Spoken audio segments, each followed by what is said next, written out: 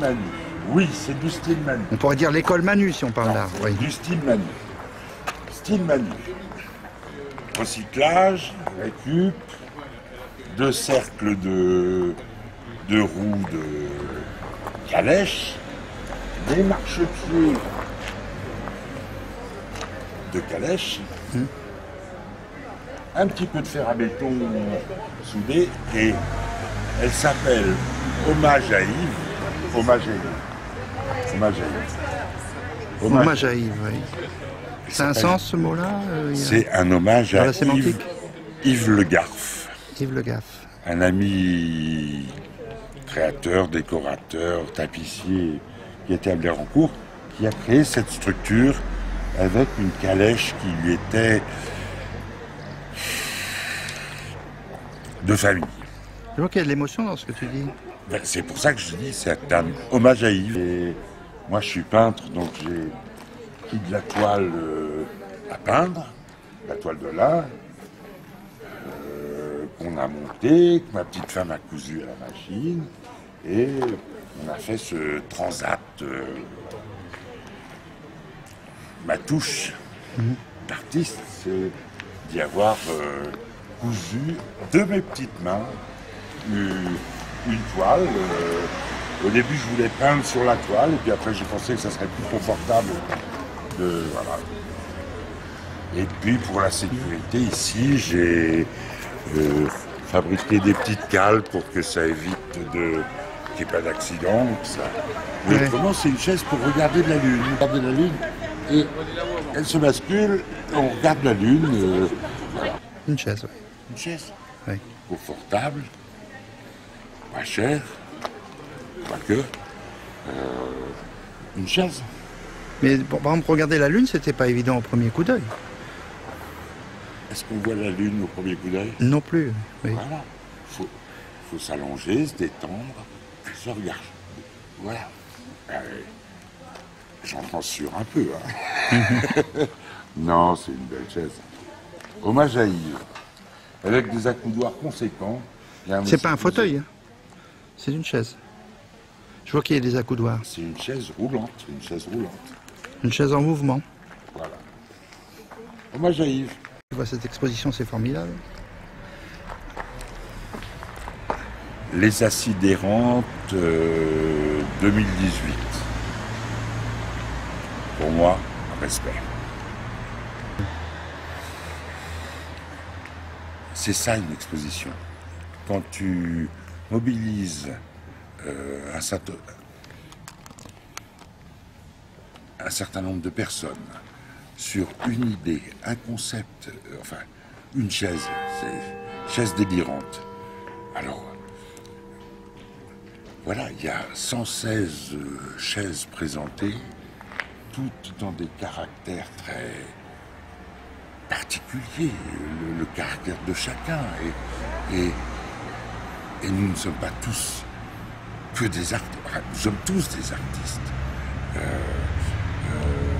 Il y a une invention, il y a une créativité, il y a un délire, je dirais, que ce soit des petites, des moyennes, des grandes, des basculées, des 116 chaises réalisées par, je crois, 90 personnes,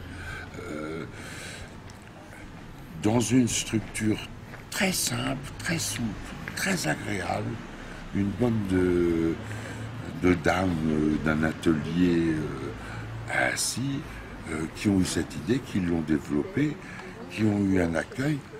Je trouve ça extraordinaire. Ça vaut n'importe quelle exposition d'art brut à Lausanne ou n'importe où. Je trouve que c'est vraiment une créativité, une création. C'est un certain succès, hein. Je vois qu'il y a plusieurs centaines de visiteurs par jour. Sûrement, sûrement. Et sans aucune communication que le bouche à oreille. Enfin, l'organisation de l'expo, elle s'est faite en 3-4 emails. On vous invite, envoyez-nous une photo. On a envoyé. Et vous avez tel numéro d'emplacement, venez jeudi soir déposer votre œuvre.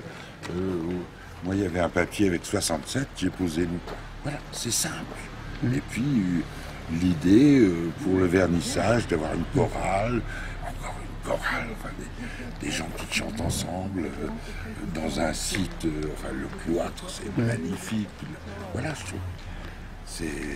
Mais je vois aussi que les gens sont heureux. On voit des gens qui ont, comme on dit maintenant, la banane. Oui, enfin, tout est fait pour créer le sourire. Il n'y a pas de... Voilà, c'est... Voilà. Et puis c'est une chouette bande de dames. Je ne les connais pas plus que ça, mais ça m'a vraiment fait plaisir. Voilà. Il y a Marina aussi qui est de la partie, hein, Marina Dayeb. Marina Dayeb, les chandeliers. Il y a Gilles Jean-Luc, enfin moi Monique, j'ai retrouvé plein de... les gens du sentier d'armes de la ferme de la Berque, à Nanteuil-sous-Muret, des gens avec qui j'ai fait des expositions de céramique. Le Landart de Nancel, de la carrière à Nancel. La Crotte. Là, je viens de quitter l'organisateur de l'exposition Figures Libres à Soissons. Vendu parce que je viens de vendre un tour de potier et un four que j'avais. Donc ça me donne le budget dont j'avais besoin pour acheter un rouleau de 10 mètres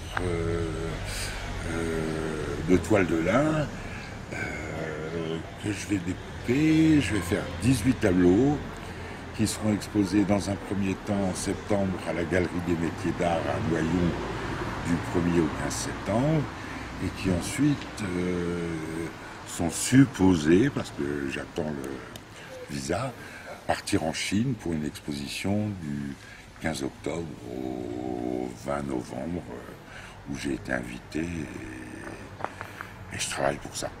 Voilà. Donc Emmanuel Barras sera connu aussi l'autre côté de notre planète. Après le Maroc, etc. Voilà, on va voir. Tu deviens international, Tu l'étais déjà, mais ça continue. Ça m'intéresse de voir la perception que peuvent avoir des gens d'une autre culture de ma peinture. L'expo que j'ai faite au Maroc a été pour moi une révélation de voir des gens qui parlent de la peinture, qui s'expriment devant la couleur, qui font des... J'ai eu un livre d'or rempli avec des poèmes, les gens, les Marocains s'expriment beaucoup plus que n'importe quel Pékin français en ce qui concerne. Voilà. Et je suis curieux de voir ce que ça donne en Chine. Il paraît que c'est un marché porteur. En général, c'est plutôt les Chinois qui viennent ici que nous. Mais bon, c'est bien pour l'art, c'est très bien. Il faut essayer. Artiste, c'est un métier. On peut te faire confiance. Il faut travailler, il faut monter des marches, monter des dossiers, demander des soutiens. On n'a pas souvent. Marie-Françoise Bechtel est venue nous voir sur un projet de Landart, justement, à Nancel. Peu importe le soutien financier qu'elle a pu nous apporter, c'est la valeur de la femme et la valeur de l'entretien, de la relation, de l'amitié qui a pu se créer. Voilà, être artiste, c'est avoir l'opportunité de rencontrer de belles personnes, si je puis dire. Oui, aussi. Merci beaucoup, Manu. Merci, Pierre.